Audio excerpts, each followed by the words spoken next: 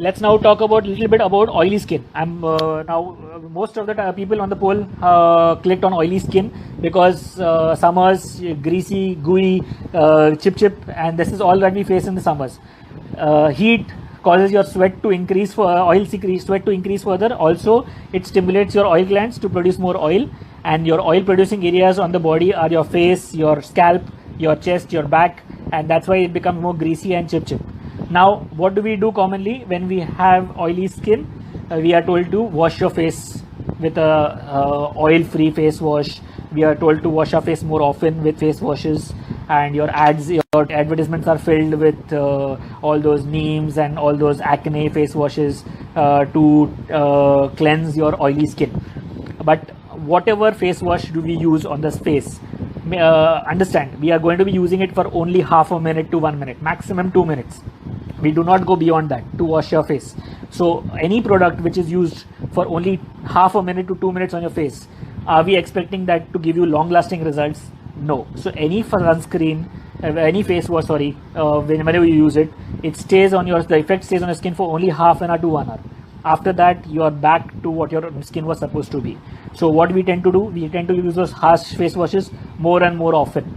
And the more often you use the face washes, it tends to damage your skin. It makes your skin more dry. It makes your skin more parched.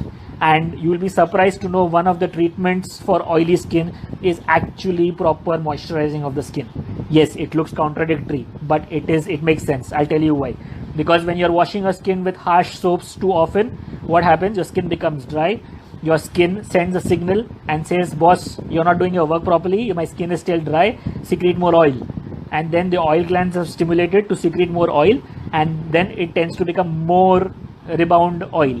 It produces more rebound phenomenon. That's what we call it as in medical terms, a rebound phenomenon. So what I would suggest is, rather than going for these stronger salicylic acid and these face washes, might as well you go for milder acid face washes like a glycolic acid face wash or a lactic acid face wash or a mandelic acid face wash. These are relatively milder AHA based face washes which are alpha hydroxy acid. Just for you to know, I would not be able to take any brand names, I'm sorry, but you can take down these contents and you can go for these contents. They're relatively milder and safer. But any face wash you use, whether you use a strong, even a soap, if you want to use soaps, use something which is meant for babies, also a baby soap. The reason being, they lather less, so they have less detergent action, so they cause less damage to your skin. So what that would do is, it would reduce the damage to your skin. Face washes, any face wash you use, do not use more than twice a day. The rest of the time, you can just use plain water to splash whenever possible. If you are going to be out after quarantine, hopefully, and you do not have that option to wash your face more often, we even have face pads nowadays which are available, which can be used just to wipe off the mark on the face and apply a moisturizer for the face. So at night, you can apply a non-oily or a water-based moisturizer at night, which will help your skin get better, and it will be less oily the next day. And in the daytime, I strongly recommend use a sunscreen. So in an oily skin, if you're using a sunscreen, you might get more oily. That's what's the logic, or that's what people normally say.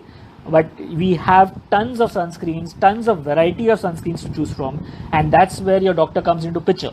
He is the one who sees your skin and decides what kind of sunscreens to use. For example, suppose you have an oily skin, so you can use gel based sunscreens, or nowadays we have a lot of silicone based sunscreens which are absolutely matte finish. So people who want to use a lot of makeup, or they don't want that cracking or that frequent wiping of the face, you have those silicone based matte finish sunscreens which are very well produced nowadays, and they can be used as a base coat, so your makeup stays intact, that oiliness does not bother you too often. For people who are into sports like swimming, or into outdoor activities, or even marketing, of course it's quarantine, but we are discussing future also. I'm optimistic that things will be fine very soon. So that's why we have to discuss what will happen when we go out. So when we are out, we need to use something which is a little water resistant. So when you are using into sports activities, or you're using it too much of outdoor sun exposure or field work activities or event management and a lot of those people, you can use waterproof sunscreens. All the sunscreens, whether you use an SPF 15 or an SPF 50, what is the difference in SPF? Let's first start with that. An SPF 15 means it blocks 15% of the radiations which is practically being followed, which out of 100 rays which fall on your skin, the UV rays, 15 are blocked.